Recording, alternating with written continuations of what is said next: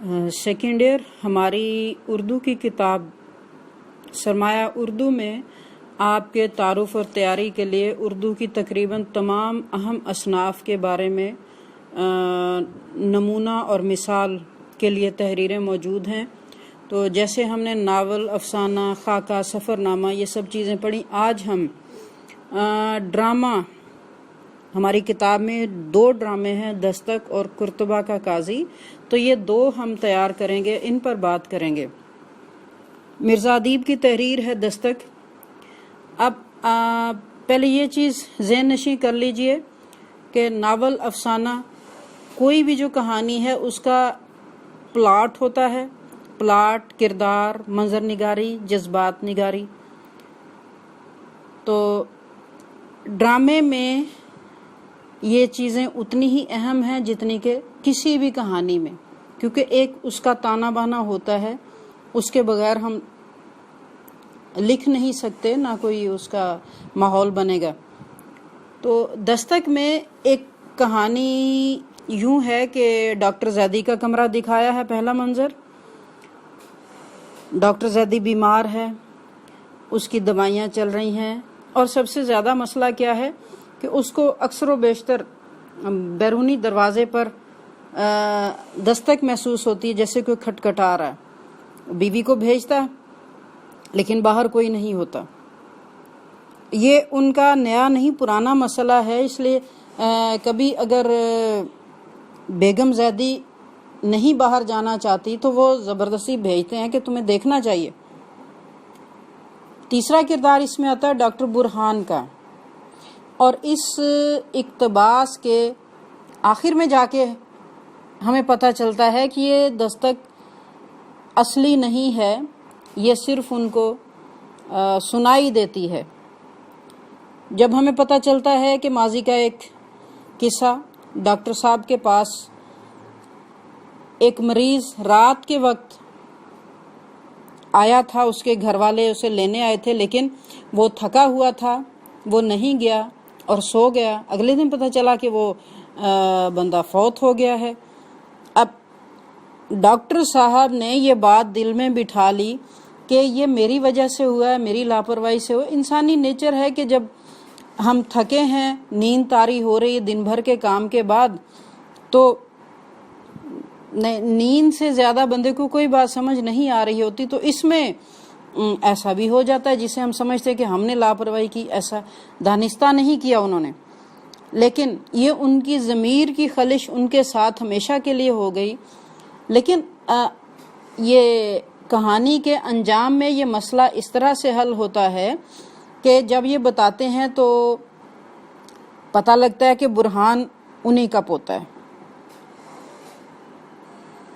تو اس طرح جب متعلقہ بندے کے سامنے ان کا معاملہ آ گیا، بات ہو گئی، ان کی تسلی ہو گئی، ان کا پچھتاوا ختم ہو گیا۔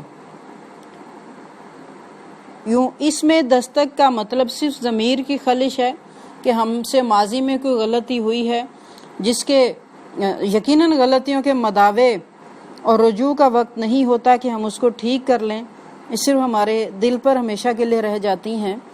اگرچہ کوئی بندہ جان بوجھ کر ایسا نہیں کرتا، لیکن ایسا ہو چکا تھا، اور انہوں نے اسی بات کو بیماری بنا لیا تھا کہ دستک کبھی ختم ہی نہیں ہوتی تھی۔ تو بچے کوشش کریں، بر وقت صحیح فیصلہ کریں، تاکہ بہت سی چھوٹی چھوٹی باتیں ہمارے لیے پچھتاوے نہ بن جائیں۔ پچھتاووں کے ساتھ آئندہ زندگی بہت مشکل ہو جاتی ہے۔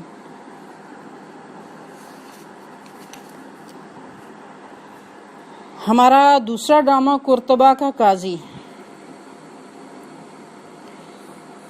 میں آپ سے پہلے بھی کہتی ہوں کہ سر سید تحریک، اس کے بعد اگلی 1-2 دہائیوں میں اردو زبان کا اور مسلمانوں کے لیے جو ادب لکھا گیا، اس میں مجموعی طور پر ایک سوچ کا بڑا دخل تھا۔ چاہے کوئی بھی صنف ہے، لیکن مسلمانوں کو ان کا شاندار ماضی دکھانا ہے، ہم کس درجے پر اللہ تعالیٰ نے ہمیں فائز رکھا تھا اور کن کوتاہیوں کی وجہ سے ہم اس سے نیچے آ رہے۔ تو ان تحریروں سے بہت فرق پڑتا ہے۔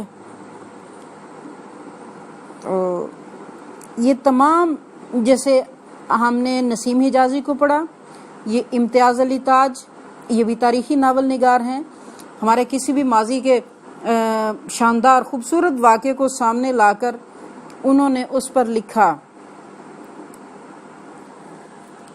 خلافت راشدہ میں اور اس کے بعد ہمارے ہاں زیادہ تر انصاف وہی ہوتا تھا جو اسلام کا مطلوب ہے۔ قرآن و سنت سے ہمیں پتہ لگتا ہے کہ بڑے چھوٹے میں، اونچے اور نیچے طبقے میں کوئی فرق نہیں ہے۔ تو قرطبہ کا قاضی، اس میں جو کہانی ہے کہ قاضی یحییٰ بن منصور کا اپنا بیٹا زبیر کسی بیرونی آئے شہزادے کو، مہمان کو، یہ ایک لڑکی کی خاطر قتل کر دیتا ہے۔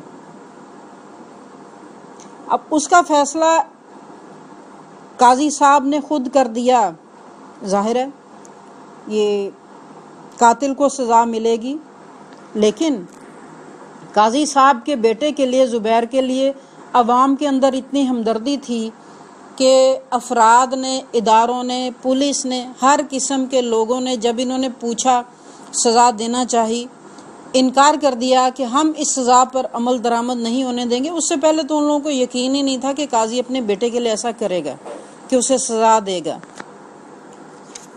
بہت خوبصورت جذبات نگاری اور منظر نگاری ہے اس ڈرامے میں کہ قاضی کی، بلکہ زبیر کی، قاضی کی ملازمہ زبیر کی آیا جنہوں نے ان کو پالا ماں کے بعد، ان کے بیانات ایسے ہیں کہ دل پر اثر کرتے ہیں۔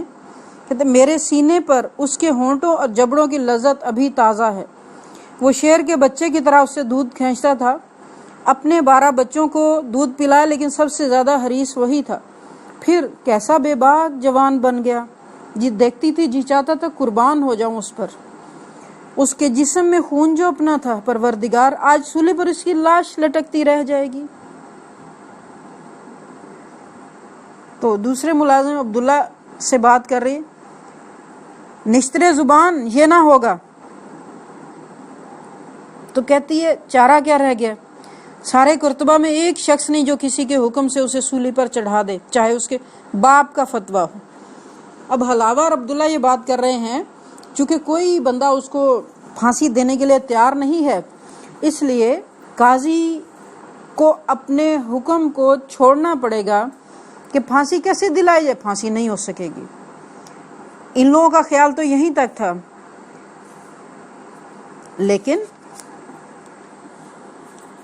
ڈرامے کا اختتام ہوتے ہوتے ہم دیکھتے ہیں کہ یہ ساری باتیں پیچھے رہ جاتی ہیں۔ جب زبیر پوچھتا ہے، قاضی صاحب زبیر کے لیے پوچھتے ہیں، کوئی شخص ہے جو زبیر کو سولی پہ لٹکا سکتا ہے؟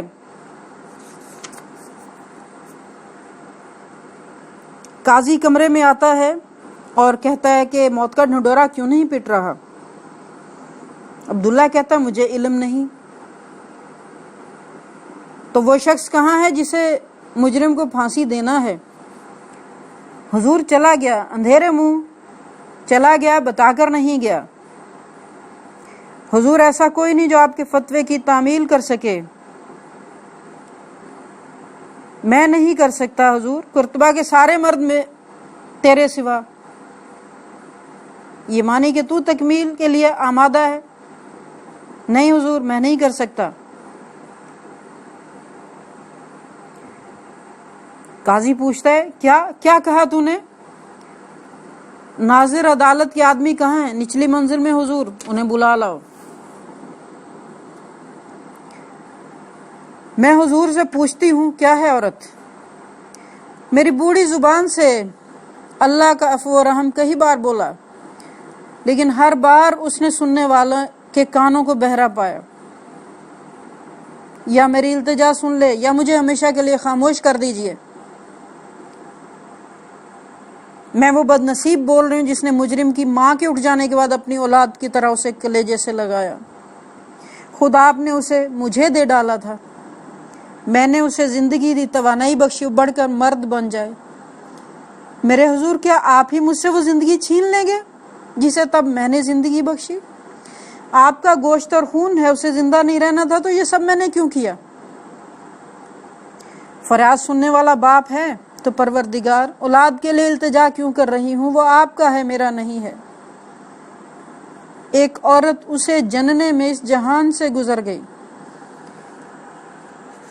قاضی بڑے تامل سے کہتا، بس یا کچھ اور تجھے کہنا ہے؟ کہہ چکی، میں بہرا نہیں۔ جا چلی جا، مجھے اکیلا چھوڑ دے۔ سسکیوں کے ساتھ روتی حلابہ چلی جاتی، عبداللہ داخل ہوتا ہے۔ قاضی پوچھتا ہے، کیا ناظر عدالت کے آدمی آ گئے؟ ہاں، بلا لاؤ انہیں۔ نہیں حضور، معاف کیجئے، ان میں سے کوئی کرا نہیں چاہتا، ایک بھی نہیں، میں سب کی طرف سے بول رہا ہوں۔ میں قاضی کہتا ہے، میں تم سب کو حکم دیتا ہوں۔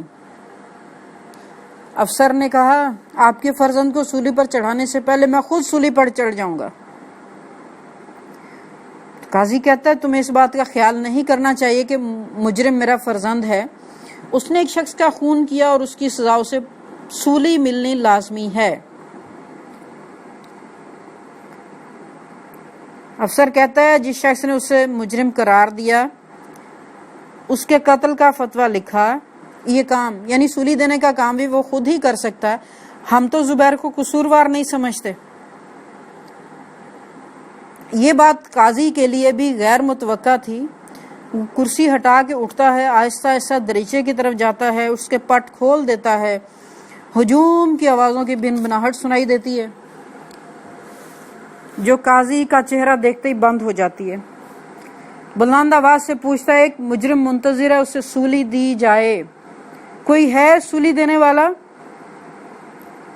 کوئی نہیں، ایک بھی نہیں، ایک بھی نہیں۔ وہ کھڑکی بند کر دیتا ہے۔ بے اختیاری کی کیفیت میں قاضی کی آہ نکل جاتی ہے۔ کہتا ہے، قاضی قیدی کو باہر لے جاؤ، کنجیاں لے لو۔ باہر کہاں حضور؟ سولی کے چبوترے پر، وقت ضائع نہ کرو۔ اب یہ لوگ پریشان ہیں، کیا سولی دینے والا مل گیا؟ کون؟ افسر سلاخوں والا دروازہ کھول کر اندر داخل ہوتا ہے، باقی ساتھی باہر ٹھہرے رہے۔ گلی اندھیری ہے، دروازے کے اندر اور زیادہ اندھیرا ہے۔ صرف اتنا معلوم ہوتا ہے کہ قیدی باہر آ گیا۔ افسر مجرم کے پیچھے اور قاضی اس طرح پیٹ کیے کھڑا ہے۔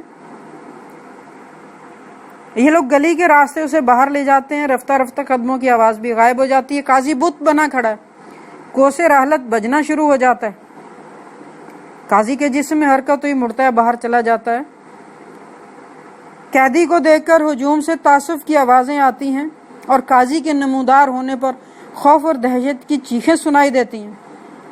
حلاوہ ایوان میں گھبرائی آتی ہے، دریچے سے نیچے دیکھتی ہے، لے گئے، وہ آیا، وہ اسے لے گئے، میرا بچہ، میری آنکھ کا تارا، دیکھو تو کیسے تن کا چل رہا ہے، اس کا باہر نکلا سینہ دیکھو، سانس کس بے خوفی سے آ رہا ہے۔ شاباش میرے لاڈلے، شاباش، تم پر ہم سب کو ناز، جس کے بدن میں گرم خون لہریں مارتا تھا۔ ہائے، پر قاتل موجود ہے، آستین چڑھائے کھڑا تھا۔ الہی، آج کا آفتاب یہ کیا دیکھ رہا ہے؟ رب العالمین تو خود اپنی آنکھیں بند کر لے، مت دیکھ بیٹے کو باپ کے ہاتھ سولی دینے والے ہیں۔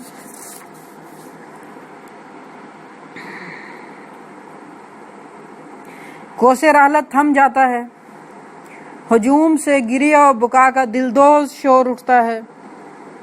حلاوہ گھٹنوں کے بل گر پڑتی ہے، دعائیں مانگ رہی۔ عبداللہ کہتا، اب بھی دعا مانگ رہی ہے؟ میری دعا قبول ہو سکتی تو ایک اور موت ہوتی۔ عبداللہ کو قدموں کی آواز سنائی دیتی ہے، مڑ کر دیکھتا اور پیچھے ہٹ جاتا ہے۔ وہ آ رہا ہے، دیکھو عورت، دیکھ قاتل آ رہا ہے، اس کی روح پر کالی لات چھائی ہوئی ہے۔ قاضی داخل ہوتا ہے، لڑکھڑا رہا ہے مگر انتہائی قوت ارادی سے کام لے کر سنبھلنا چاہتا ہے۔ گلی میں سلاخوں والے دروازے کے پاس رک جاتا ہے، کھوئی ہوئی نظروں سے دیکھتا ہے، پھر ضعف کو سنبھالتا ہوا مڑتا ہے، سیڑھیاں چڑھتا ہے، اوپر کے دروازے تک پہنچتا ہے اور اندر داخل ہو کر زنجیر کھولتا ہے، تالے میں کنجی گھومنے کی آواز آتی ہے۔ اوپر کی منزل کی کھڑکی میں سے ہاتھ نکلتا ہے اور کھڑکی کو بند کر کے اندر سے مکفل کر لیتا ہے۔ حلابہ کہتی اس نے دروازہ بند کر لیا، اس نے اپنے آپ کو بند کر لیا، اب یہ دروازہ کبھی نہیں کھلے گا، ہم اسے کبھی زندہ نہیں دیکھ سکیں گے۔ دیکھیں بچے، یوں لگتا ہے کہ اس ہجوم میں ہم بھی شامل ہیں جس کے سامنے یہ سب کچھ ہوا۔